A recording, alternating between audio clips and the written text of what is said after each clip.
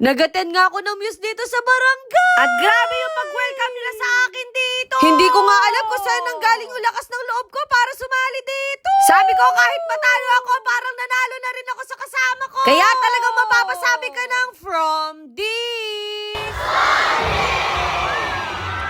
At eto nga, kakatapos ko lang maghilamo. Hanggang ngayon, na-stress ako kung ano susuotin ko na sapato. Alam niyo naman ako, gusto ko lagi ako maganda sa paningin nyo, no? Nagpa-practice na nga ako kung paano rumamba, pero parang iba yung sa akin. Opo, may busita na naman ako dumating. Pagbaba ko nga, nandito na yung makeup artist ko. Pinakita ko na nga yung damit ko para sila na yung bahala sa magiging style ng buhok ko. Ah, di ba mali pa yung spelling ng pangalan ko? Kaya minus points kayo sa akin. Hoy, hindi ka gagano. Pero sa totoo lang, madalang lang talaga may maka-perfect sa spelling ng pangalan ko. Sa susunod, magpapa-exam ako ang maka-perfect may kiss sa akin. Kaso parang mapupudpud yata yung labi ko. Napapansin ko din na parang madalas ako nagpapa-makeup ngayon. Kaya pakiramdam ko kapag wala na akong makeup, baka hindi na kayo nagagandahan sa akin. May isang tao kasi nagsabi sa akin na mas maganda daw ako nang walang makeup. Hoy, sino yan? Alam niyo naman, gusto ko talaga maganda ako sa paningin niyo. At sakto, dumating na yung mga kaibigan ko. Sobrang na-appreciate ko nga yung mga kaibigan ko kasi kapag may mga ganito akong ganap, hindi talaga sila a-absent. Nagpaayos na nga din si mama, baka daw siya yung kunin na mute.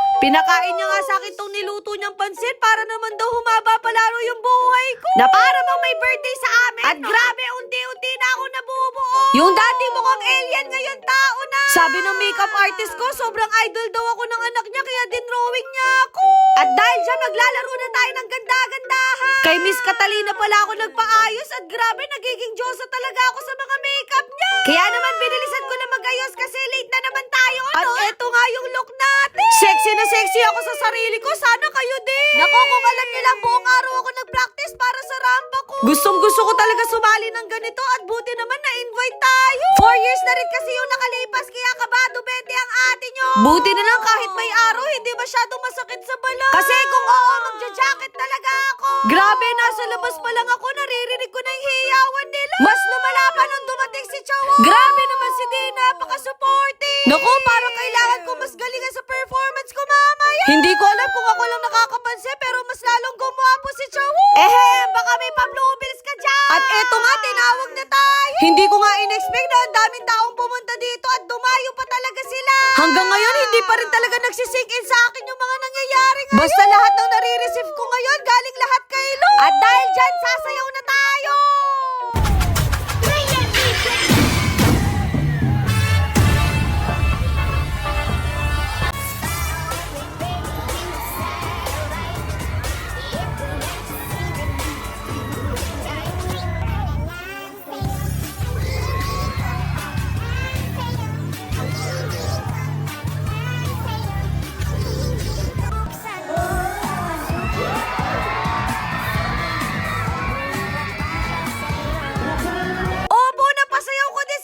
At buti na lang, game na game siya, no? Nagsimula na nga yung competition at hindi talaga ako kasama dito. Kita nyo naman, ang gaganda at sexy nila tapos ang galing nila rumampa.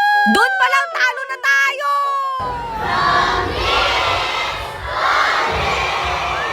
Grabe, sobrang dami nagmamahal sa atin. May nagbigay pa nga ng regalo sa akin at nagpa-autograph na rin. Na para bang artista na ang atake natin, pinag-usapan nga namin na magrarampa ako dito pero dahil sa sobrang daming tao, hindi talaga kaya. Kaya wala kaming choice kundi lumakad pa uwi na. Sayang pa naman yung effort ko na pinractice na buong araw. Siguro sa bahay na lang ako rarampa. Basta sobrang saya ng puso ko kasi kung hindi dahil sa inyo, wala ako ngayon dito. Kaya hindi talaga ako mapapagod mag-voiceover kahit naiiritan na kayo sa akin. Kumbaga, damay-damay na to. Ayun lang.